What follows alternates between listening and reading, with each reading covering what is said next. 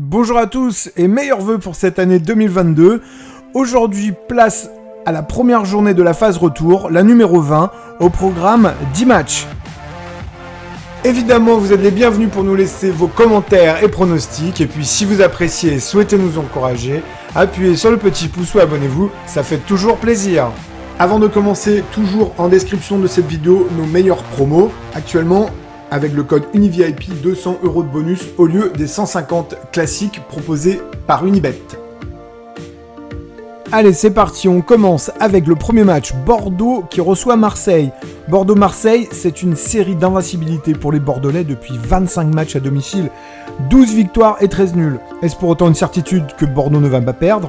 Ça, c'est une autre question. Si on doit rajouter d'autres statistiques, celles-ci contradictoires, on pourra dire qu'aujourd'hui, en Ligue 1, Bordeaux, c'est la dernière équipe à domicile, une seule victoire et 4 matchs nuls, quand Marseille est la troisième équipe à l'extérieur. À prendre en compte donc. De plus, le Covid a fait très mal à Bordeaux, on le sait, ils sont déplacés à Brest et ont pris une pilée par manque de joueurs. Est-ce que cela va être suffisant pour ce match ? À voir. On a envie de prendre des pincettes dans ce match. Match nul ou victoire de Marseille en double chance. Quant aux autres options de Paris, on va prendre le but de Milik, côté à 2,38. Le bonhomme s'est refait la fraise en Coupe de France et un peu de mental. Et on va prendre le plus de 2,5 buts côté à 1,54 dans ce match parce qu'il va y avoir des buts. Quant au résultat final, la logique nous dirait victoire de Marseille, mais la raison va nous porter sur un 2 buts partout, match nul. Bordeaux ne perd pas et garde son invincibilité à domicile contre ses Marseillais. Direction à présent le Schnorr. Lille reçoit Lorient. Des stats pour commencer. Lille à domicile sur 9 matchs et 4 victoires, 4 nuls, 1 défaite. Lorient à l'extérieur, attention, c'est 0 victoire, 4 nuls, 6 défaites en 10 matchs. Compliqué donc pour les Merlus de se déplacer. Ces deux équipes ne sont pas impactées par la CAN, en tout cas pas trop. Donc ici on reste sur les mêmes effectifs. A noter, le dernier match que Lorient a disputé nous rappelait fortement leur épopée de l'année dernière. Ils ont tenu tête au PSG. La défaite n'était pas loin pour les Parisiens. Le jeu lorientais est de retour. Quant à Lille, eh bien, il reste sur une très très bonne dynamique. Alors on va pas compter le match de Coupe de France parce qu'à l'heure où on enregistre la vidéo, il ne s'est pas disputé. Mais jusque là, que ce soit en Ligue des Champions ou en Ligue 1, c'était 7 victoires et 4 nuls sur 11 matchs consécutifs. Les Lillois sont en forme. Pour ce match, on vous propose donc un double chance, soit Lille, soit le match nul. But de David ou de Yilmaz, côté à 2-2. Les deux gars sont en forme. Quant au score final, on va partir sur un 1-0, 2-0 ou 3-0, parce que depuis pas mal d'années maintenant, Lille concède peu de buts quand il joue contre Lorient. Côté 1-2-41, c'est une belle cote. Quant au score final, eh bien, on va partir sur un score pas trop serré, 2-0 en faveur des Dogs. Allez, on va aller quelques kilomètres plus loin, direction Bollaert, qui reçoit Rennes. Deux équipes légèrement impactées par la CAN. En effet, Lens, c'est Ganago et Aïdara qui ne seront pas là. Quant à Rennes, eh bien, ils perdent leur gardien Gomis, mais aussi Aguer, Traoré et Souleymana. Donc là, Rennes, pas top du tout. Ça n'empêchera pas d'avoir quand même une colonne vertébrale plutôt performante. Niveau statistique, nous avons affaire à des Lensois qui sont sur 3 nuls, 1 défaite et une seule victoire, et elle a eu lieu en Coupe de France face à Poitiers. De son côté, Rennes, c'est 2 défaites à domicile, 1 à Monaco et une défaite en Coupe de France. C'est ce qu'on appelle le trou de l'hiver pour les Rennais. Le seul gage de certitude que peuvent avoir les Rennais, c'est la 5e équipe à l'extérieur. Alors, devant ce constat, on va prendre le parti de se dire que Lens à domicile, et même si la jauge elle est abaissée à 5000 personnes, ils ont les capacités de retrouver un peu l'allant qu'ils ont pu perdre ces derniers temps. Une victoire de Lens. Pour les plus sceptiques, on va partir sur un Lens ou match nul avec plus de 1,5 but, côté 1,82. Et quant au score, d'abord on opte pour un multi-choix 2-1, 3-1 ou 4-1. Il est vraisemblable que les deux équipes marquent. Le score final, eh bien on s'en tiendra à un 2-1, match serré, mais victoire de Lens chez lui. Allez, direction la Bretagne à présent. Brest roule sur l'autoroute du succès. Invaincus pendant longtemps en Ligue 1, ils ont toutefois sombré à domicile contre Montpellier, mais se sont refait donc la fraise en Coupe de France contre un Bordeaux certes décimé, mais tout de même 3-0. Quant à Nice, qui n'a pas joué en Coupe de France car qualifié d'office suite aux événements entre le Paris FC et Lyon, sera donc en forme, mais en manque de compétition. Alors, on va essayer de trouver une solution via les statistiques. Nice à l'extérieur, c'est 2 victoires et un nul. Une victoire à Clermont, 2-1. Un nul au Parc des Princes, 0-0. Et une victoire à Rennes, 2-1. Ce qui est quand même plutôt probant. Brest, on le sait, à domicile, eh bien c'est costaud. 4 victoires consécutives et une défaite, on l'a rappelé, contre Montpellier. Devant ce constat, eh bien, on va partir du principe que Brest est capable de gagner, mais Nice est capable de surprendre. On opte pour un double chance, victoire de Brest ou de Nice. Dans ce match, on sait qu'il va y avoir des buts. On opte pour des buteurs qui jouent à domicile, but de Fèvre ou Honora, côté à 2,15. Et nous proposons également une option Brest et plus de 1,5 but, côté à 3,32, ce qui est plutôt intéressant. Quant au score final, eh bien, on va plutôt plaider en faveur de l'équipe qui reçoit, match serré avec des buts, victoire de Brest, 2-1. Allez, à présent, direction l'Est de la France, et le derby Metz contre Strasbourg. Ici, nous avons deux équipes qui sont éliminées de la Coupe de France. Le bilan à domicile pour des Messins, c'est 2 nuls, une défaite et une victoire. 2 nuls contre l'OM et Bordeaux, une défaite contre Montpellier, une victoire contre une équipe faible du championnat qui est Lorient. Quant à Strasbourg à l'extérieur, c'est un peu mieux. 2 nuls, 1 à Nantes et 1 à Monaco, à chaque fois avec des buts, 2-2 et 1 partout. Par contre, il y a une victoire, et une victoire de prestige à Nice, 3-0. En Coupe de France, ils sont déplacés également 2 fois, mais on va pas prendre en compte la Coupe de France, même si il y a eu une victoire à Valenciennes 1-0 et une défaite 1-0 à Montpellier. Ce qu'on va prendre en considération pour ce match, ce sont les absents. Vous pourrez voir d'ailleurs sur notre site des transferts, on a fait un article récemment sur les absents de la Ligue 1 qui partent à la CAN, et Metz fait partie des équipes les plus sanctionnées, puisqu'il leur manque 7 joueurs. Quant à Strasbourg, seulement 2 joueurs manquent à l'appel, Diallo et Djikou. Donc sur ces bases, on va partir sur un pronostic d'un match nul ou d'une victoire de Strasbourg dans un double chance.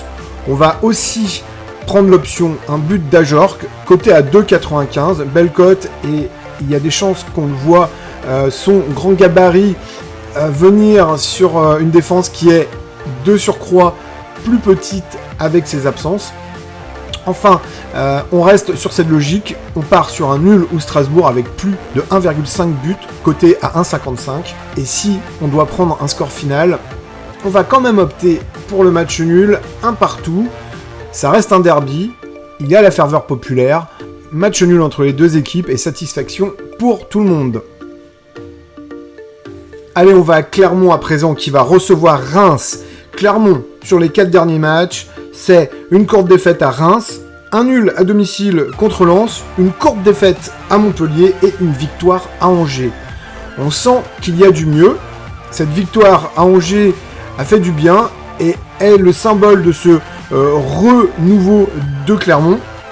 Ils se sont fait éliminer de la Coupe de France, là, cette semaine. Plus embêtant, la CAN leur prive de Bayo, Samel et Alevina. Donc, il va falloir quand même pallier ce défaut en attaque. Quant à Reims, eh bien Reims est la 10e équipe à l'extérieur. Et c'est surtout 2 victoires, dont une à Rennes et une à Lyon. Alors oui, Reims voyage bien, mais contre les grosses équipes. Devant ces arguments, nous allons opter pour une victoire de Clermont. Nous allons également opter pour une victoire de Clermont, rembourser 6 matchs nuls, côté 1,55. Match tenu, on opte ainsi pour un score multi-choix 1-0, 2-0 ou 3-0 pour nos amis clermontois, côté à 3,25, et on prend le juste milieu pour le score final, score de 2-0 en faveur des hommes de Gastien. Allez, on va à Montpellier maintenant. Montpellier qui va recevoir 3. Montpellier, c'est la belle histoire du moment. Ils enchaînent les victoires en Ligue 1, 4 consécutives. ils sont qualifiés en Coupe de France. 3 en Ligue 1, c'est un peu plus compliqué, 2 défaites et un match nul sur les 3 derniers matchs. De plus, pour la CAN, 3 est amputé de Kaboré, Baldé et Kwame, tandis que Montpellier ne sera privé que de Oyongo. Alors ici, Montpellier est clairement favori et on va en faire nos vainqueurs sur le 1N2. Sinon, on va voir des buts. On opte pour un but de Germain ou de Mavididi côté 1,72. Et comme on sait qu'il va y avoir des buts, on prend l'option Montpellier et plus de 2,5 buts côté à 2,8. Et pour ce qui est du score final, dans notre logique, on garde un gros match pour les Montpelliérains, victoire 3-0 à la Mosson. Allez, on va à la Beaujoire à présent, on va retrouver les Nantais qui reçoivent des Monégasques. Des Nantais bien inspirés en ce moment, 3 victoires consécutives en championnat. Monaco, c'est aussi 3 victoires, mais une défaite, mais la défaite, elle avait eu lieu à Paris. Les 2 équipes sont qualifiées pour la Coupe de France, elles ont joué contre 2 équipes inférieures, donc elles ont pu faire un petit peu tourner. Nous allons prendre en compte 2 faits. Le premier, c'est qu'un nouvel élan arrive à Monaco. On le sait, Kovac a été débarqué pour Clément, et ça, a priori, c'est un peu du fait du vestiaire qui aurait poussé pour un changement d'entraîneur, donc les joueurs vont se sentir certainement nettement mieux dans leur basket sur le terrain. Clément est en plus un entraîneur loin d'être militaire comme pouvait l'être Kovac, il donne plus de liberté à ses joueurs, et vu la qualité de l'effectif, on peut s'attendre à une vraie révolution sur le terrain. Attention à Monaco. Ce qui fera aussi la différence dans ce match et pour les prochains matchs côté nantais, ce sont les absences pour cause de CAN. En effet, Castelletto, Bokhari, Traoré, Koulibaly et Simons ne seront pas présents pendant le mois de janvier et peut-être jusque début février. On le rappelle, c'est le 6 février la finale de la CAN. Quant à Monaco, il n'y a personne à la CAN, donc Monaco ici, on les voit plutôt favoris dans ce match. De plus, on va mettre une option sur un buteur qui est en forme en ce moment, Ben Yedder, côté à 2,28. On prend aussi l'option plus raisonnable, Monaco ou nul, mais plus de 2,5 buts, côté à 2,48. Et dans cette logique, on voit gagner les Monégasques 3-1 à la Beaujoire. Dernier match de cette journée, le choc. PSG se déplace à Lyon.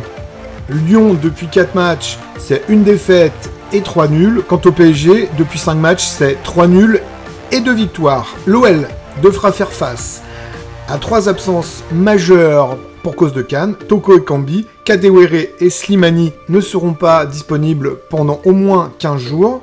Quant au PSG, ils perdent Diallo, Gay et Hakimi. Ils devraient également perdre Messi. Alors, on sait que Messi a le Covid. Est-ce qu'il sera rétabli pour le match ? Pas sûr. Mais il se peut aussi que Messi, pour faire plaisir à son ami Eto'o, se dirige vers le Cameroun pour donner le coup d'envoi de la CAN. Tout va bien. Sur le papier, le match peut être déséquilibré. Si Lyon joue bien, ils peuvent poser des problèmes au PSG. Les Parisiens devront être concernés dans ce match. Et vu qu'en ce moment, ce n'est pas trop la fête, que penser ?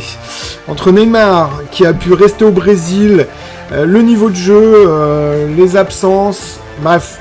Devant ce constat, on peut que penser qu'un nul est une bonne option, mais au regard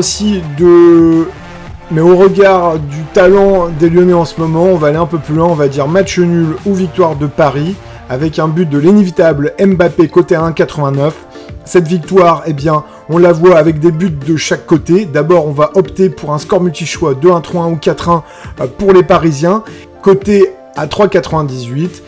Quant au score final, on va partir sur un score qui sied aux Parisiens. Victoire à l'extérieur avec plus de 2 buts, 3-1 en terrain Gaune. On le rappelle enfin, le match entre Angers et Saint-Etienne a été reporté à une date ultérieure pour cause de Covid. Nous espérons que ces pronostics vous aideront dans vos paris sportifs et nous vous donnons rendez-vous d'ores et déjà pour le prochain épisode. Ciao ciao!